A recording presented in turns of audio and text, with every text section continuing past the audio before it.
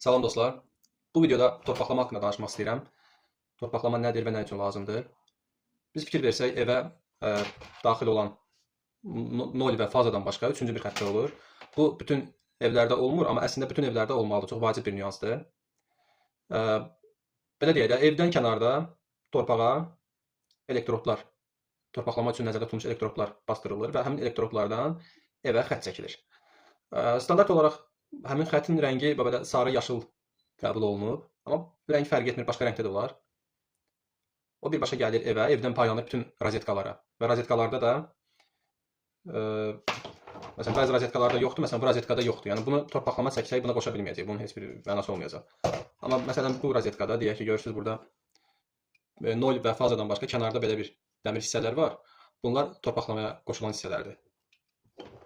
Eyni zamanda vilkalarda görürsüz nol faza və bu arada olan bu dəmir xətt torpaqlama üçündür. Yəni bunu bura taxanda həmin o dəmir xətt birləşir bu kənardakı torpaqlamaya. Yəni burada 3 kontakt olur artıq. Nol faza və torpaqlama. Və bunun texnikadır. Tutaq ki, bu hansısa bir texnikadır. Və bunun da digər ucunda görürsüz bu nol, bu faza deyək.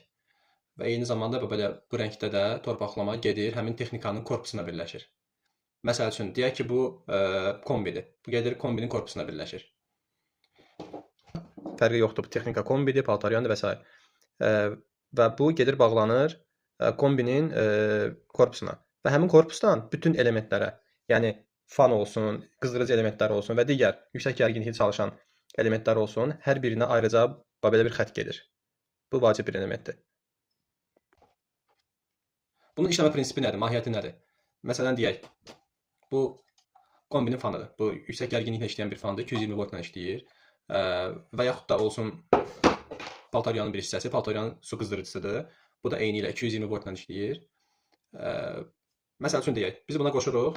Tutaq ki, buna gəldi bir dənə nol, bir də gəldi faza. Bu işləyəcək bu formada.